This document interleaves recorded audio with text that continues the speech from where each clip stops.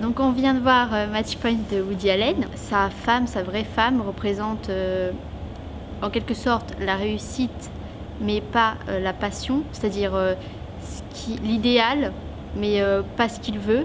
Et l'autre femme, incarnée par Scarlett Johansson, incarne ce qu'il voudrait et ce qu'il ne peut pas avoir en fait. Il y a les deux choix en fait dans le même film, c'est-à-dire qu'il y a le choix de Nolan qui est bon ben on renonce à la richesse, à tout ça et on suit entre guillemets le droit chemin. Et voilà, et il y a le choix Chris qui est ben on est tiraillé sans cesse entre sa passion et sa réussite sociale et tout ça, et lequel va prendre le parti sur l'autre quoi. Et avec elle, il a trouvé un statut, un train-train quotidien qui lui plaît bien. Mais avec l'autre femme, il a une autre relation, donc il n'a pas ce même statut, il se voit un peu en cachette, ça ramène de l'excitation dans ses relations. Au début je l'aimais vraiment bien, puis après plus ça allait et plus je me disais bon, là franchement non. Et à la fin, ouais, je le détestais à la fin. Est-ce qu'il trouve sa place avec sa femme, parce qu'il n'arrive pas à la trouver au début. Mais à la fin, à la fin, on a envie de l'aider, mais à se sortir de la spirale infernale en fait qu'il a créée lui-même. Nola et Chris, c'est deux arrivistes. C'est un film qui reprend les codes de la tragédie littéraire. D'où Sophocle, qui a écrit uniquement des tragédies, d'accord. Et tout est calé sur le thème de la tragédie dans le film.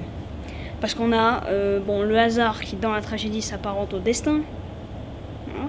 Et tout le film est joué comme ça. Le personnage que jouait Scarlett Johansson, il est assez tragique parce que il a tout pour lui en fait. C'est une femme qui a tout pour elle. Elle est mariée à un homme riche, il peut lui apporter une grande ascension sociale. Et elle est belle. Et elle a la vie que tout le monde rêve d'avoir, et puis un jour elle se fait quitter, elle n'a plus rien. Comme ça l'est dit et suggéré dans le film, il a beaucoup travaillé pour en arriver là où il est. Parce qu'il choisit la sécurité de vie en fait. Parce qu'il choisit la sécurité, parce que c'est quelqu'un qui a connu le bas de l'échelle, le plus bas de l'échelle. Et il veut pas, maintenant qu'il est en haut de l'échelle, y retourner. Je trouve qu'il y a beaucoup de thèmes qui reviennent. Tout d'abord le parallèle entre la balle de tennis et la bague. Va-t-elle passer, ne va pas-t-elle passer voilà. Et ensuite, cette réflexion, est-ce que la réussite, on la doit à la chance, est-ce qu'on la doit au travail dur? Je trouve que c'est assez intéressant. Et c'est quelque chose que je me suis demandé pour le personnage principal. Est-ce que finalement, il a eu de la chance? Parce qu'il en a eu. Quand il va chercher le fusil, qu'il remet le fusil après et tout, on est là... À chaque fois, en plus, c'est deux fois, c'est les mêmes scènes en plus, parce qu'il y a sa femme qui l'appelle, qui le cherche en haut et tout.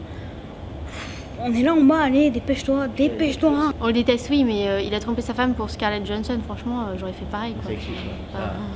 Non, mais c'est vrai.